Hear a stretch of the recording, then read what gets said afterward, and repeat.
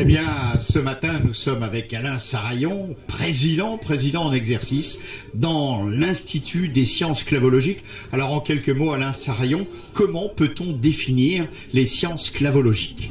Or, c'est d'une profondeur égale à celle de notre cave. C'est un peu un fourre-tout de l'humour. C'est une mystification au départ qui a mal tourné et qui est devenue une chose terriblement présente. Quand vous dites un fourre-tout, c'est pour ça qu'il fait chaud? Ah, exactement. Chaud, les marrons chauds, et pourtant on n'est pas encore à l'aveugle de la Croix-Rousse. Alors, sur l'étymologie même de clavologique, d'où cela vient-il? Clavum, du latin clavum, clou, simplement. Et non licet adire clavum, qui est notre devise, veut dire tout le monde ne peut pas aller au clou. C'est un peu une copie de tout le monde ne peut pas aller à Corinthe, c'est-à-dire non licet omnibus adire Corinthum. Ainsi soit-il. Exactement, amen. C'est mieux en latin quand on est parti sur cette ligne de conduite. C'est pour ça que vous avez toujours un clou dans la main. Exactement. Alors montrez le clou. Je l'ai fait il y a très peu de temps et on a réussi à me l'extraire. Et d'ailleurs, j'ai pu faire tout ce travail d'extraction grâce à des pensées pas morbides, puisque c'est la résurrection. Notre ami Régnier a créé ce mort. C'est une œuvre majestueuse, majeure, même d'un garçon qui est mort de rire, un humoriste lyonnais. Qui met toutes ces choses-là au doigt et à l'œil. C'est pour ça qu'on dit des sciences majeures. On n'en sortira pas de tout. Oui, au doigt et à l'œil, c'est quand même important. Et alors, quand vous réunissez-vous, les humoristes lyonnais, comment peut-on voir ces œuvres assez exceptionnelles, impérissables même?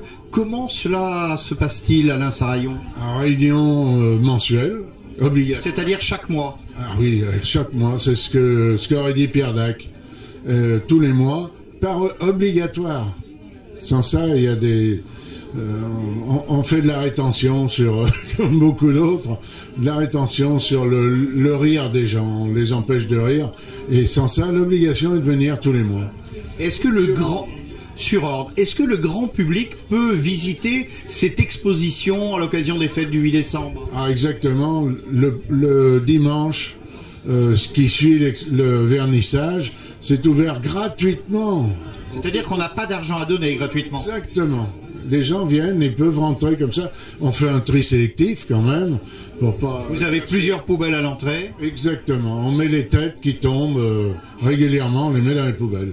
Alors donnez-nous l'adresse de l'Institut des sciences clavologiques, assez exceptionnel au cœur de Lyon. Alors 16 rue du Boeuf, dans l'ancienne cour de la Tour Rose, qui était connue à cause du restaurant et à cause de la tour, qui est rose parce que elle a été repeinte à l'occasion d'un film et c'est uniquement la bonne raison pour laquelle on l'appelle la Tour Rose. Et la ville elle-même elle était blanche comme tous les... Comme l'Immaculée Conception. Voilà, exactement. Oui.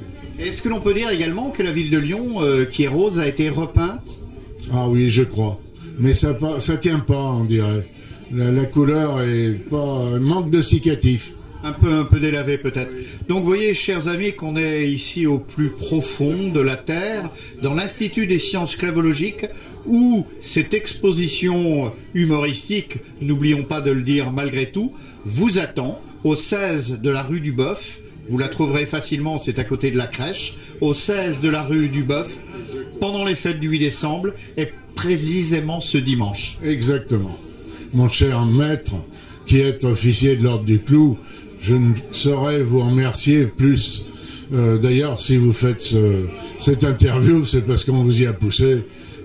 On a de quoi vous faire chanter, je vous en prie. Oui, enfin, je vous remercie pour l'enveloppe en liquide. Et puis, Alain Sarayon, le président, le disait, il y a quelques instants, j'étais à 1m69.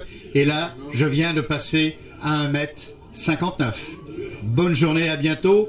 Et vive le clou!